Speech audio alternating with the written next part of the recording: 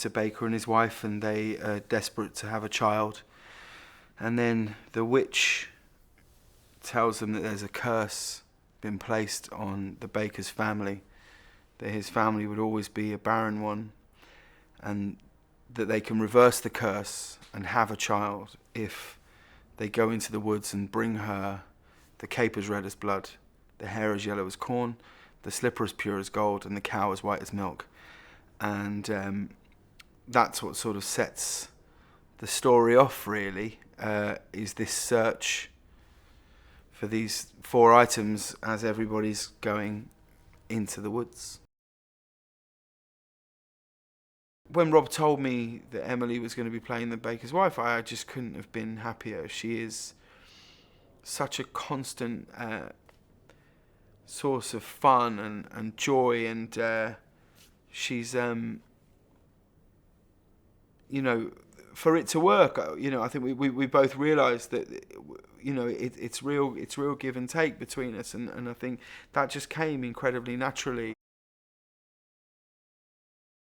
There's so many layers to it as a piece. There's so many messages, but I think what I've always taken from it is just that thing of be careful what you wish for, because what's amazing in the film is that kind of 2/3 of the way through, all of the characters have got exactly what they wanted at the start of the film, and yet are still not happy or complete in any way. It's so many people's favourite musical, and I feel like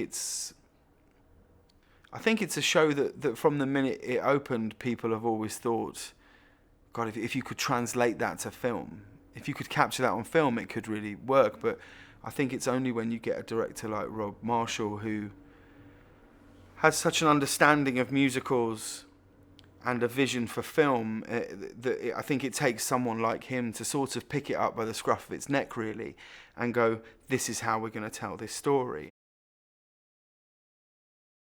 Every day I feel incredibly lucky to be part of it, to have the opportunity to be in the middle of it.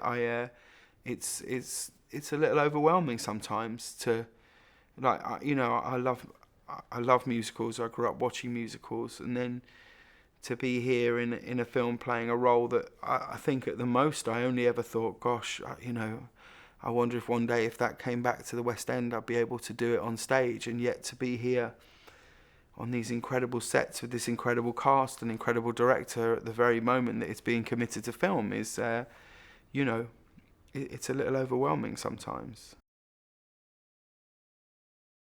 We were rehearsing the Your Fault song, which Meryl comes in at the end and sings The Last Midnight, and I thought she was just going to sing the first couple of lines because we were just around the piano, and she just banged the whole thing, and like I could feel every hair on my body like stand up, and I was looking at Anna, and we were just gobsmacked. I couldn't believe this voice was in there. I just didn't know, and just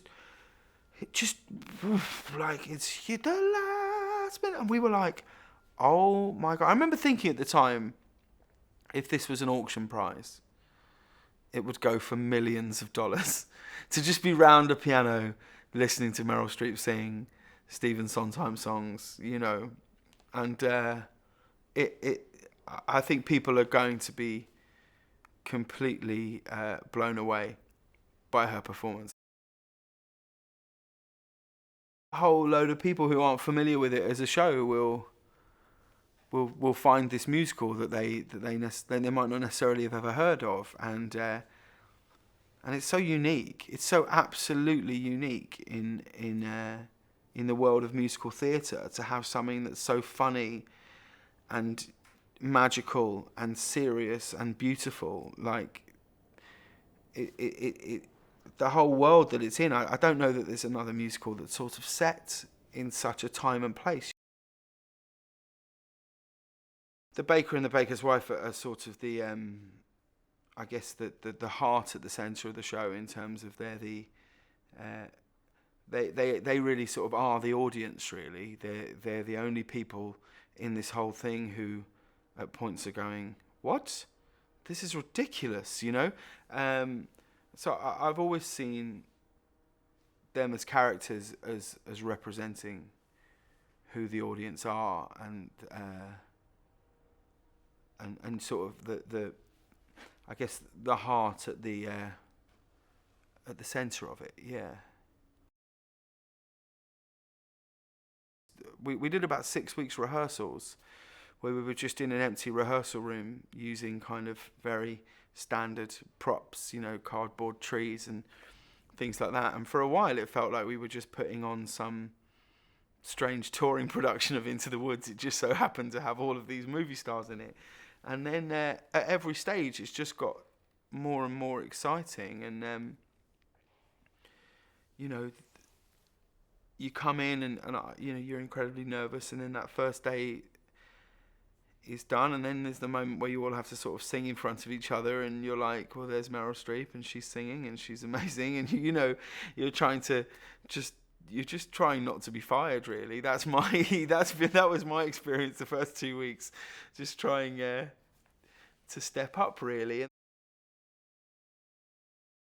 I think the incredible thing about what Colleen's done with the costumes is like they've all just got this kick to them, where like Jack's costume, for example, I don't know, it's just the greatest thing you could say about her costumes is they're just not how I imagined all of them, and the second you see them you go, oh my goodness, it's just perfect, you know. Like, I'm just thrilled that I'm not in some big white flower coloured you know what I mean, Baker's costume. Like, when she showed me the pictures I was like, wow, this is great, you know. At every point the costumes that people have got are they're so exciting, and there's like you notice a different thing every time you look at them, and the texture of it and the fabrics of it. It's you know, she's that's why she's the best on the planet. You know, it really is. I really believe that to be the case. You know.